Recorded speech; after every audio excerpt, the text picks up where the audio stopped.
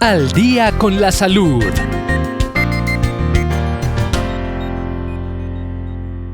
Hola, ¿qué tal amigos? Bienvenidos a un nuevo programa de Al día con la salud. El día de hoy tenemos una invitada, como de costumbre, muy especial. Y vamos a hablar sobre un tema demasiado interesante que es enfermedades cardiovasculares. ¿Sabían ustedes que esa es la principal causa de muerte en el mundo? Así que les voy a presentar a nuestra invitada de hoy. Ella es Jenny Sánchez, es enfermera, es docente de la Universidad Adventista de Colombia y el día de hoy nos va a compartir sobre ese tema. Jenny, bienvenida, cuéntanos qué haces en la universidad, cuáles son las cosas que más te motivan a hacer en tu carrera. Bueno, mi nombre, como lo dices, es Jenny Sánchez, gracias por la invitación. Inicialmente lo que más me motivó desde chiquita, porque siempre quise ser enfermera, es el cuidado. Es poder cuidar a la gente, poder sentir que están cada vez mejor, que si están en una dificultad de salud se puede mejorar y que si no la tienen, tenemos que enseñarle a que no lleguen a una situación como esa. En la universidad yo coordino el laboratorio de simulación clínica, que es donde practican nuestros estudiantes de enfermería y de APH. Antes de ir a la parte asistencial, primero con simulación y así se van entrenando. Eso es como lo que hago allá. Muy bien, gracias a ti por aceptar la invitación y empecemos con este tema que llama mucho la atención por esa frase, principal causa de muerte en el mundo. Pero cuéntanos primero qué es eso de cardiovascular. Yo sé que a veces las personas suelen confundirlos con el término cardíaco o lo asocian todo mismo definición, pero no siempre es así. Bueno, primero que todo como un contexto en cuanto a eso que dices, el principal causa de muerte realmente es un tema muy muy importante justo por eso, más o menos en la década de los 60 empieza a tener relevancia como primera causa de muerte o como una de las causas de muerte, pero ya después de la década de los 80 y de ahí hacia acá, todos los años que han seguido, digamos que se posesionó esas enfermedades como las primeras 5 causas de muerte en el mundo. Actualmente las estadísticas nos dicen que aproximadamente 17 millones de personas mueren en todo el mundo cada año a causa de estas enfermedades. Entonces sí es muy importante manejar este tema, entenderlo, conocerlo y básicamente sí hay diferencia en lo que es cardíaco o cardiovascular. Entonces, mucha gente sí tiende a confundir. La idea es que podamos aclarar entonces esa parte. Cardíaco significa, pues, como uno lo puede como entender por el nombre, corazón, simplemente corazón, pero su corazón tiene sus propios vasos. Entonces, sí tiene que ver con la parte de vasos sanguíneos, pero vasos que están solamente allí en el corazón. Y el corazón no solamente tiene vasos, sino que tiene válvulas, tiene un sistema eléctrico. Entonces, todo lo que falle en el corazón se conoce como enfermedades cardíacas. Por ejemplo, cuando el corazón se pone muy grandote, ¿cierto? Que hemos escuchado la cardiomegalia, todo ese tipo de cosas. Ya cuando hablamos de cardiovascular, entonces no solamente es corazón, también es corazón, pero abarca, aparte de eso, todos los vasos sanguíneos del cuerpo y en todo lado tenemos red de vasos sanguíneos, arterias, venas. Entonces ahí ya podemos hablar de enfermedades, por ejemplo, cerebrovasculares, que tienen que ver con el cerebro, pero como en el cerebro hay vasos, entonces ahí lo atrapa. Hay vasos y venas en los pulmones, en todos los órganos, incluso en las piernas, que es también muy común ese tema de venitas. Ahí entraría, digamos que ese tema de cardiovascular. Entonces, cardio, corazón, vascular, todo el red de vasos sanguíneos, toda la circulación. Ok, listo. ¿Por qué este tema, tú lo mencionabas ahorita, las principales causas de muerte en el mundo? ¿Por qué las personas tienen que empezar primero como con esa prevención? A veces la enfermedad llega y ya empezamos un tratamiento, pero qué bueno sería hablar también primero desde la prevención. Pero primero empecemos hablando un poquito sobre cuáles son esas causas. ¿Qué provoca tener una enfermedad cardiovascular? Bueno, hablando de las dos cosas que me acabas de mencionar, justamente es una enfermedad que no se desarrolla de la noche a la mañana, así porque sí hoy me levanté y ya tengo una enfermedad cardiovascular, sino que sí es cosa de hábitos de toda la vida, desde pequeños. A veces cuando grandes somos conscientes de las cosas, pero ya tenemos tan arraigados algunos hábitos que por más de que uno quiera prevenir, lo que ha sido su crianza y sus pautas de estilos de vida le impiden como a uno cumplir eso. Entonces una cosa es el objetivo y muchas veces no lo llevamos a cabo, es por cómo nos han criado y cómo nosotros criamos o educamos a nuestros hijos. Entonces eso sí es algo que es de tiempo, no se desarrolla así de la noche a la mañana. Bueno, en cuanto a causas, más que causas, de pronto podemos hablar de probabilidades de que una persona pueda padecer esas enfermedades, y esas probabilidades están dadas más bien por unas variables que conocemos como factores de riesgo. Entonces vamos a decir que entre más más factores de riesgo tengamos, pues más probabilidades vamos a tener de tener una enfermedad cardiovascular. Entonces ahí sí hay bastantes que podemos mencionar, pues yo creo que incluso la gente con solo la palabra ya empieza a asociar y ya empieza en este momento de estar allá pensando, no, pues el sobrepeso, la obesidad, bueno. Entonces vamos a hablar pues de algunas y vamos a decir de pronto cositas específicas de cada una, ¿cierto? No solo mencionarlas, sino también irnos enfocando a esa prevención de la que hablamos. Entonces, por ejemplo, la presión arterial alta es el más común. Digamos que un factor de riesgo grande para yo desarrollar cualquier enfermedad cardiovascular, es justamente, estamos hablando de vasos, de arterias, es la hipertensión arterial. Entonces, ¿qué debemos hacer con la hipertensión arterial? Pues digamos que todas estas enfermedades, unas son hereditarias, otras no, otras son variables que podemos modificar. Pero en el caso de la hipertensión, mi caso, por ejemplo, yo soy hipertensa, pero soy hipertensa de herencia. Entonces ustedes me ven y yo no soy obesa, yo no tengo el colesterol alto, pero no soy diabética, pero soy hipertensa porque mi mamá era hipertensa. Entonces, y eres medicada. Entonces soy medicada, entonces ahí voy. ¿Qué es lo importante con el tema de la hipertensión? Yo ya sé que soy hipertensa y al comienzo es muy duro cuando le dicen a uno a los 25 años, 30 años, tiene que empezar a tomar pastas de por vida porque tiene una enfermedad crónica. Entonces uno a veces se resiste, pero ¿qué es lo importante con eso? Mantener las cifras de presión arterial. O sea, yo ya soy diagnosticada, pero eso no significa que entonces ya se me va a dañar el riñón, se me va a dañar el cerebro y ya tengo una enfermedad cardiovascular. Yo tengo que concentrarme en manejarla, no solamente con medicamentos, sino con estilo de vida, ¿cierto? Pero sí que cuando yo vaya a mis controles, cuando yo me tome mi tensión, la tenga en mis niveles óptimos, ¿cierto? Eso es lo importante con la hipertensión, controlar mis cifras. Ahí con la hipertensión pasa algo muy particular. Muchas personas a veces suele ser silenciosa, ¿cierto? Entonces no sienten nada, no les pasa nada, pero un día fueron a una consulta y la presión arterial estaba por las nubes. Entonces, ¿qué recomendación darías de pronto a esas personas? Por ejemplo, en tu caso, te diagnosticaron a los 25 años, pero si tú a los 25 años no hubieras mostrado ningún síntoma, ¿qué hubiera pasado? Claro, sí. Sobre todo de pronto en casos en que hayan antecedentes, muy importante. Entonces, sí, la mayoría es asintomática, entonces si en el caso de que yo tenga esa duda porque mis familiares, mi mamá, mi papá, mis hermanos mayores fueron diagnosticados con esa enfermedad desde temprana edad, pues yo aunque no tenga ningún síntoma debería en una cita médica X, ¿cierto? O ir al médico por allá de vez en cuando. Hay gente que no le gusta ir al médico porque dicen que es como ir al mecánico, que cada vez que uno va algo le resulta algo y entonces prefieren no ir.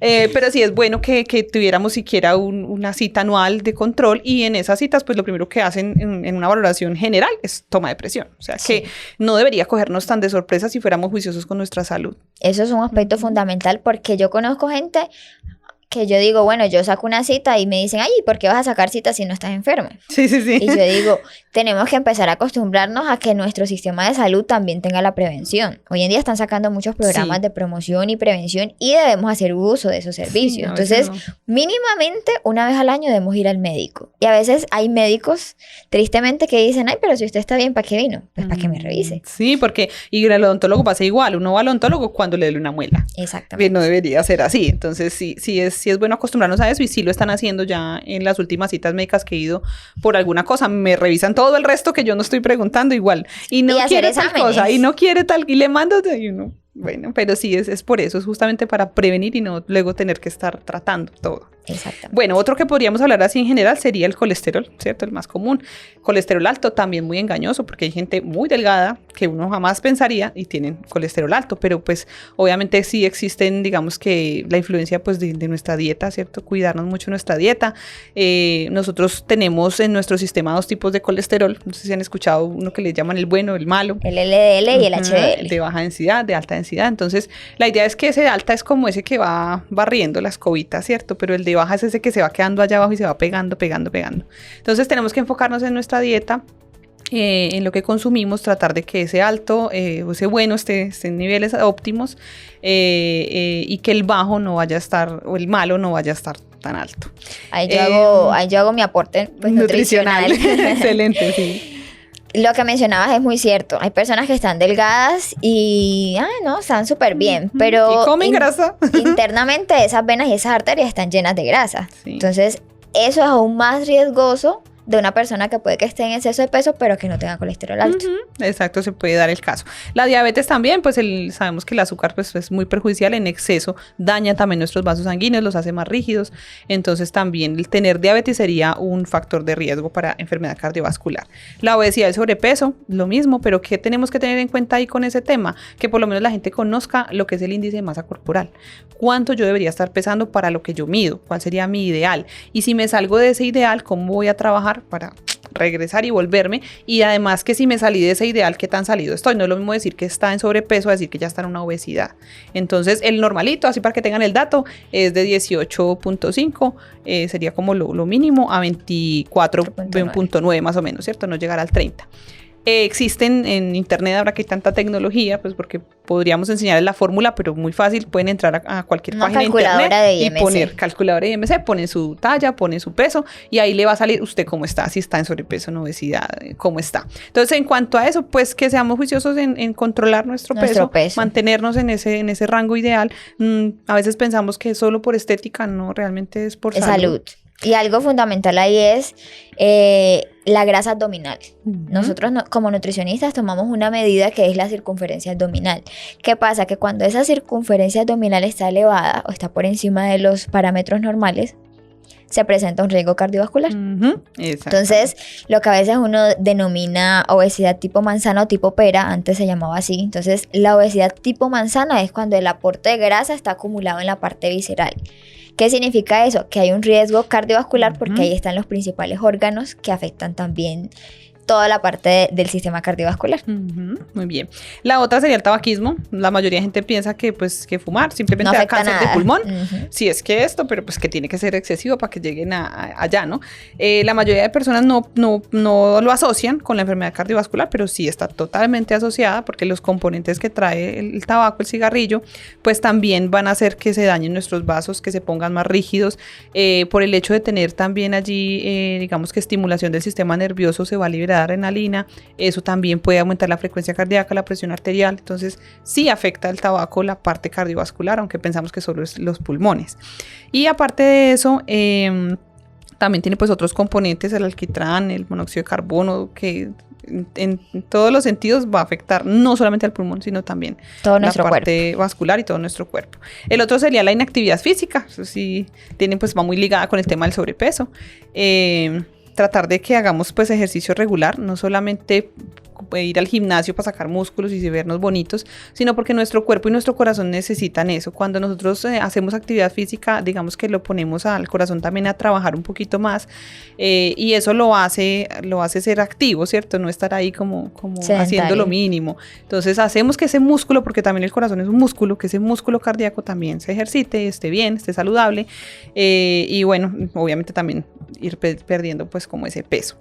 El otro factor sería el sexo, ¿cierto? Si soy mujer, si soy hombre, ese pues hace parte de esos factores que nosotros no podemos modificar. Entonces ya digamos que lo que es genética, hereditario y lo que es mi género, no lo puedo cambiar y sí influye. Entonces, bueno, hay algo ahí como un poquito controversial con el tema del sexo, porque podemos decir que o lo más común que uno encuentra es que a los hombres, digamos que sufren más de esas enfermedades, padecen más de esto, o que se infartan más los hombres que las mujeres. Exacto. Pero eso tiene también un rango de edades, ¿cierto? Si comparamos un hombre y una mujer de 40 años, sí es muy cierto que el hombre va a desarrollar más fácilmente estas enfermedades, y eso pues tiene que ver también con el manejo de estrés que los hombres mantienen.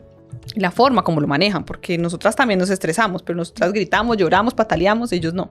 Entonces probablemente por eso también esos niveles de estrés allí acumulados y que no se expresan de ninguna manera, pueden hacer que ellos sufran más de esas enfermedades. Pero después de los 65 años, o bueno, después de la menopausia podríamos decir, nosotras podemos llegar a igualar esa tendencia, ese riesgo de presentar enfermedades, porque nosotras tenemos el efecto protector de los estrógenos, de esas hormonas que digamos que se han relacionado con el colesterol bueno, que los estrógenos ayudan a que el colesterol bueno esté alto y el colesterol malo esté bajo.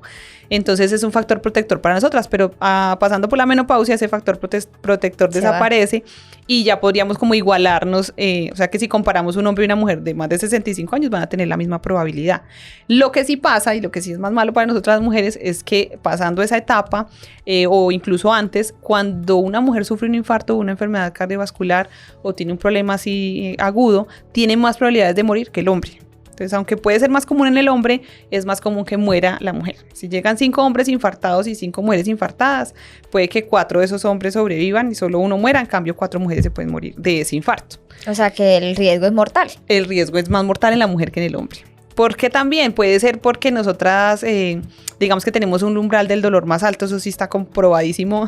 Lo que para un dolor de hombre es un dolor precordial típico, que mejor dicho no lo deja moverse, una mujer lo puede tolerar mejor, o puede ser simplemente un dolorcito epigástrico y pasa desapercibido, no se dan cuenta que están infartando, y cuando consultan ya es muy tarde o ya está muy avanzado el problema. Entonces, normalmente nos aguantamos mucho o no hacemos mucha bulla, entonces no nos ponen mucho cuidado en las EPS y entonces dejan pasar, y realmente sí se ha comprobado que es mucho más mortal en mujeres que en hombres. Esa sería como la diferencia en cuanto a esa probabilidad. La herencia pues ya la mencionamos también, ¿cierto? Obviamente que si mi mamá, mis papás, mis hermanos sufrieron como de esas enfermedades, pues yo tengo que tener ahí, ya tengo ahí el factor de riesgo, mejor dicho. Lo que tengo es que estar pendiente, que no se vaya a desarrollar.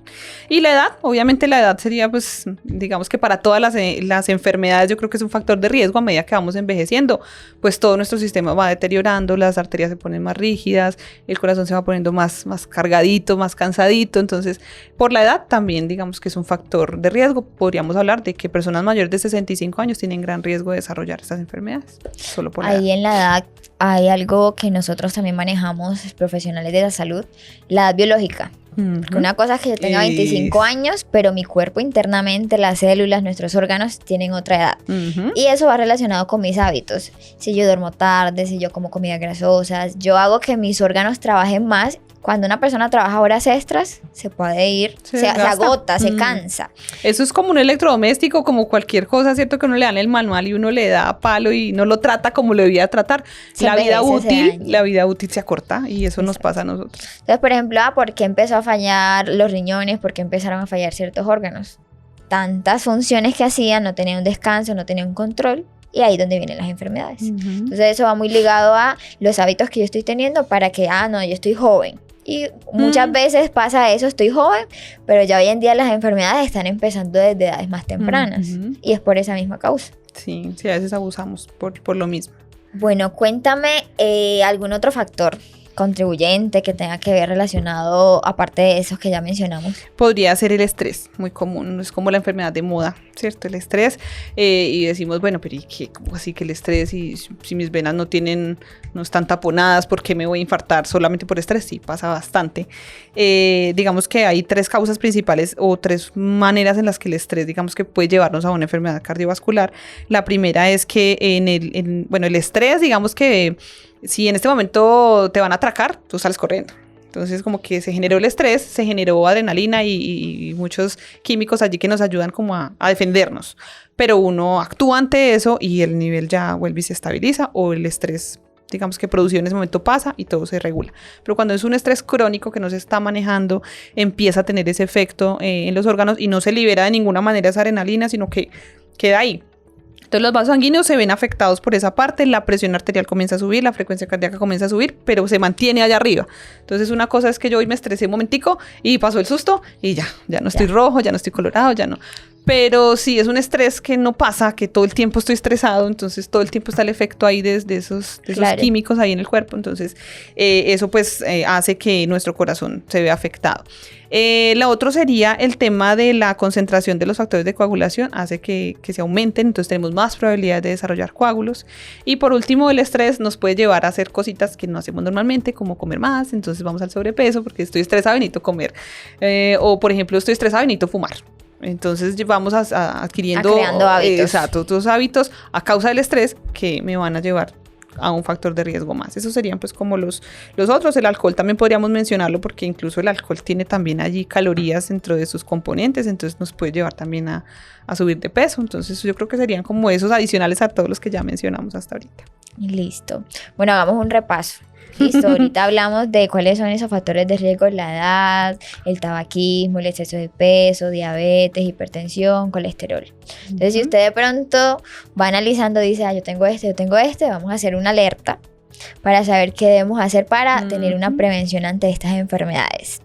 Cuéntanos ahora, Jenny, ¿qué se hace? cuál es el tratamiento o cómo lo puedo prevenir o qué puedo hacer yo cuando ya tengo alguna de estas alteraciones o para no llegar a ese punto.